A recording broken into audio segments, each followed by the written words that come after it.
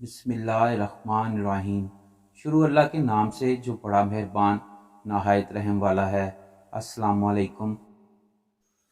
حضرت عیسیٰ علیہ السلام ایک سفر پر نکلے تو آپ کے ساتھ ایک یہودی ہو لیا جس کے پاس 2 روٹیاں تھیں اور حضرت عیسیٰ علیہ السلام کے پاس 1 روٹی تھی۔ حضرت عیسیٰ علیہ السلام نے اس یہودی سے کہا آؤ مل کر روٹی کھائیں۔ یہودی مان گیا، اور جب اس نے دیکھا کہ حضرت عیسیٰ علیہ السلام کے پاس 1 ہی روٹی ہے اور میرے پاس 2 روٹیاں ہیں تو بہت پچھتایا کہ میں نے شرکت کا وعدہ کیوں کر لیا۔ چنانچہ جب وہ روٹی کھانے لگا تو اس نے 1 روٹی ہی رکھی۔ حضرت عیسیٰ علیہ السلام نے فرمایا کہ تمہارے پاس 2 روٹیاں تھیں نا، تو 1 کہاں گئی؟ تو یہودی بولا کہ میرے پاس تو 1 ہی روٹی تھی، 2 کب تھیں؟ کھانا کھا کر آگے بڑھے تو ایک اندھا ملا۔ حضرت عیسیٰ علیہ السلام نے اس کے لیے دعا کی تو وہ اچھا ہو گیا۔ معجزہ دکھا کر حضرت عیسیٰ علیہ السلام نے اس یہودی سے پوچھا تجھے اسی اللہ کی قسم جس نے میری دعا سے اس اندھے کو ٹھیک کر دیا، بتا تیری دوسری روٹی کہاں گئی؟ مجھے اسی خدا کی قسم میرے پاس تو 1 روٹی تھی، دوسری روٹی تو تھی ہی نہیں۔ اتنے میں آگے بڑھے تو آگے ایک ہرن دکھائی دیا۔ حضرت عیسیٰ علیہ السلام نے اس کو بلایا تو وہ آ گیا۔ آپ نے اسے ذبح کیا، گوشت بھونا اور کھا لیا۔ پھر اس ہرن کی ہڈیوں کو فرمایا قم بِإِذْنِ اللہ کہ زندہ ہو جا، تو وہ ہرن زندہ ہو گیا۔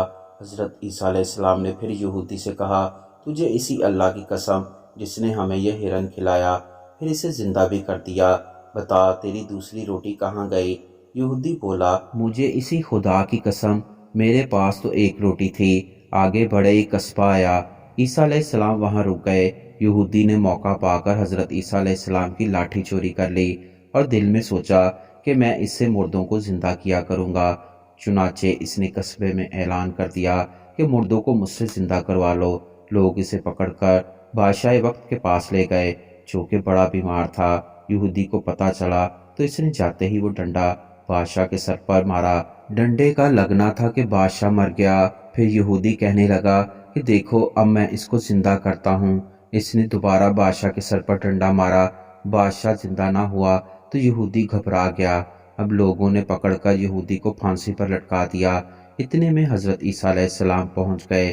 حضرت عیسیٰ علیہ السلام نے کہا لاؤ جی میں آپ کے بادشاہ کو زندہ کر دیتا ہوں، آپ اس یہودی کو چھوڑ دیں۔